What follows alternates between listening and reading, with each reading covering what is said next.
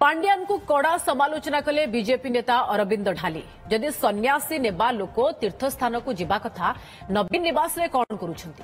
BJD रे एबे विस्फोरक परिस्थिति।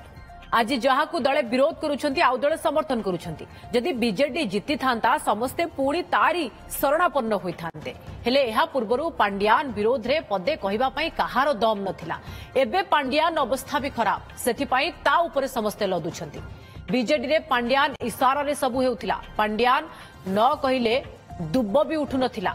से सन्यासी नहीं जाइछंती बोली कहिथिले, हेले एबे भी नवीन निवास जाउछंती।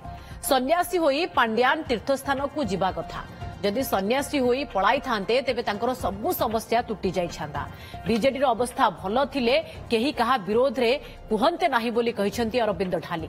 24 वर्ष सरकार रे रहिबा परे एबे शासन बाहरे रहिबा तांको पई कष्ट हेउछि। सेथि पई से माने छटपट हेउछंती। पुणी क्षमता को आसीबा पई तांकर बहुत इच्छा। विगत 5 वर्ष रे बीजेडी रे वरिष्ठ नेता माननकु उपेक्षा करा जायतिला बोली कहिछंती अरविंद ढाली।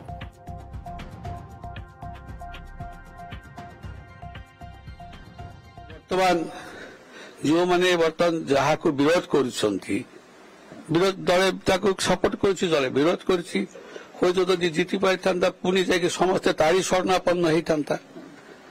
तेणुकरी वर्तमान हारीगले जहा हुए से प्रकार होउछंती। आ कोन या पूर्व तो पांड्यान विरुद्ध रे पदे कहार दम नथिला, साहस नथिला कथा कहिबा पाई।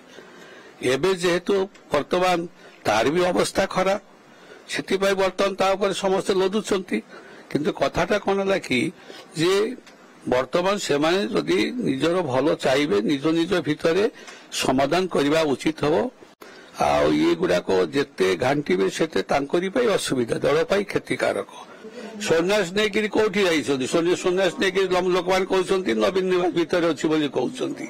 सन्यास नै कि जीवा कथा जोटी तीर्थ स्थान तीर्थ धाम को जीवा कथा। आ से जदि पळाई थांता तो समस्या टूटी जाइथान तांकर।